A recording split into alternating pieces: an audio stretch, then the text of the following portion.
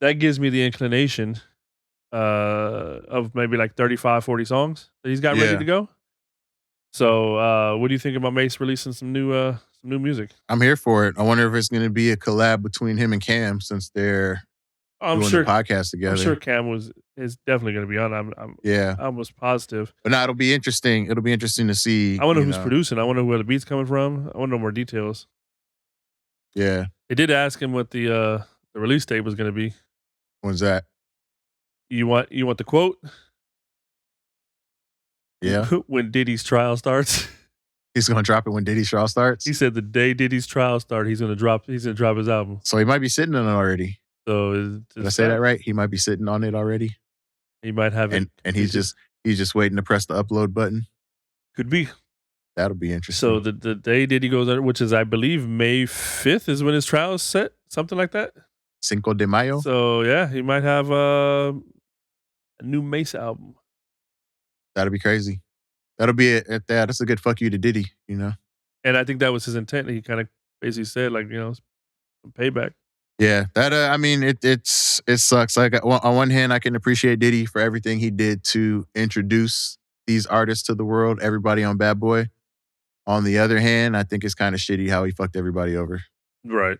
Unfortunately, because as much as I like to see Black people doing shit like having record labels and putting people on and everything like that, I feel like we missed an opportunity to do it differently than the big record labels. Like big record labels did it one way, and for some reason, everybody just thinks that's the blueprint to how we have to do music, Right. where the artist gets screwed in the deal no matter what who the label is. And it's like, yeah, I mean, we could have did it different. We could have made it a little more beneficial for the artist, but I guess it just doesn't work out like that. Maybe I'm too kumbaya and all of this shit. Yep. Maybe I'm not selfish enough. Maybe that's why I'll never have a record label. I mean, you sign a deal, they give you $1 million, and then they charge you 1.5. And then they well, not just that, but what they do is they take their percentage from your sales, right? Let's say by the time you're paying your agent and all your other stuff, right? Let's say you're left with 20%, right, of what your sales are. From that 20% is where the label then starts recouping their million, not from the 60% or whatever that they keep. Right. That's profit.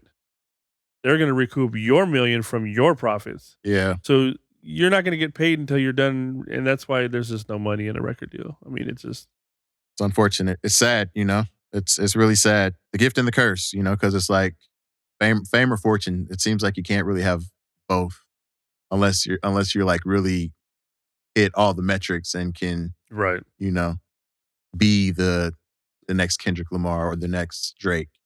Like. Now, what I do give props to Master P for doing, like, he had a great distribution deal, So him being able to just put out music and own everything off the top, great business acumen, Right.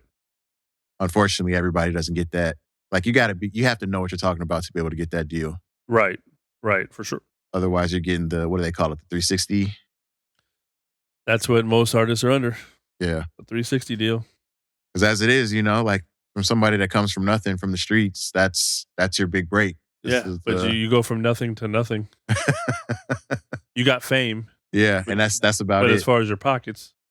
And then you still don't really know how to leverage your fame properly. And mind you, they're also taking money off your merch. They're taking money off of everything that you do. So. Everything. And you see it, even with the greats like Michael Jackson, Prince, I shout out to Prince going so far as to not use his name to be able to make his own music. Right. When he switched to the artist formerly known as Prince. Yeah. Taff Cap. Yeah. You own Prince, fine. I'm the artist now. You can keep the name. I'll make music under my own nomenclature. Yep. So, genius on his part. But the fact that you have to go through all of that, like, you're the talent, you're the one bringing everything to the table. Unfortunately, they have the resources and the network and the distribution, but that doesn't give them the right to take 60, 70, 80%. Right, take everything. Yeah. Right. Kind of messed up. But again, there's an opportunity for somebody out here to do it differently as a record label. Give the artist a bigger cut of the pie. Share the masters 50-50, you know? Everybody gets to make money. Right. We get to do what we want with it. You get to do what you want with it. Whenever you make money off of it, we get a cut. Whenever we make money, you get a cut. Like, why can't it be? Again, maybe I'm too fucking kumbaya. Everybody eats, you know, but Kumbaya? kumbaya. Yeah, there we go. God forbid everybody eats. No, that's what it is. I mean, that's the hierarchy.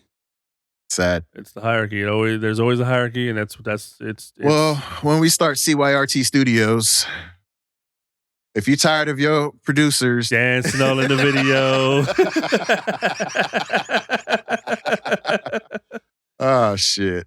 Dancing all up in the videos. Don't come for me, Suge. Take that. Don't come for me, Diddy, either. I don't want you on my bumper either. No Diddy? No Diddy. Be on your bumper. Can you reach that?